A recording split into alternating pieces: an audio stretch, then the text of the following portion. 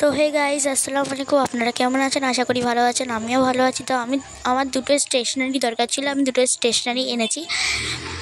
প্রথমটা হলো sketch marker, এটা ছিল মানে পেন।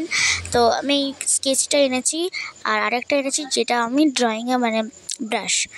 তো দেখুন, আমি এটা একটু আপনাদের খুলে দেখাবো। তো আমার এই স্কেচটা একটু কালারটা পড়ছিল না, তো তাই জন্য আমি করেছি। দেখুন কত নোংরা হয়ে আছে, আমার এটাকে পরিষ্কার করতে হবে।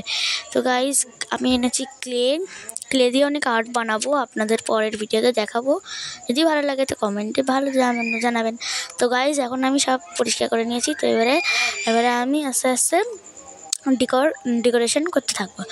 দেখুন, এখানে আমি মার্কারটা রাখছিলাম, কিন্তু আমার এখানে এই মার্কারগুলো বা স্কেচ পেন, এই পেনগুলো রেখে রেখে ভালো লাগছিল না, তাই আমি মনে করলাম অন্য কালার রাখবো। তো দেখুন, আমি এবারে রেখে অন্য কালার রাখতে চাই। দেখুন, আমি অন্য কালার রাখবো।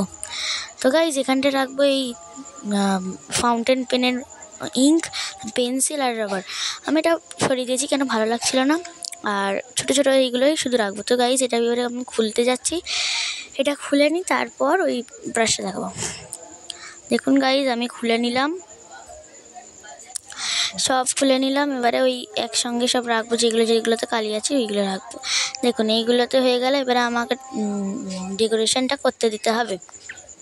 তো গাইজ, দেখুন, আমি এখন পরিষ্কার করে নিয়েছি। দেখুন, আমি এই পেন্সিল বক্সটা কিনেছিলাম নতুন, তাই আমি এর ভেতরেই রেখেছি। দেখুন গাইজ, কেমন লাগছে, পরিষ্কার রেখেছে, ভালো দেখাচ্ছে। তো গাইজ, এবারে আপনাদের ওই ব্রাশগুলো একটু খুলে খুলে দেখাবো।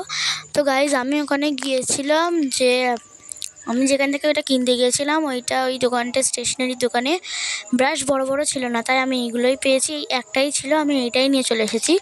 আর আমি তো বড় নিতাম কেন, আমার তো ড্রয়িংয়ের অনেক প্রবলেম। দেখুন গাইজ, এটা অনেক কালারিং আছে, red colour, green colour, blue colour, yellow colour আছে।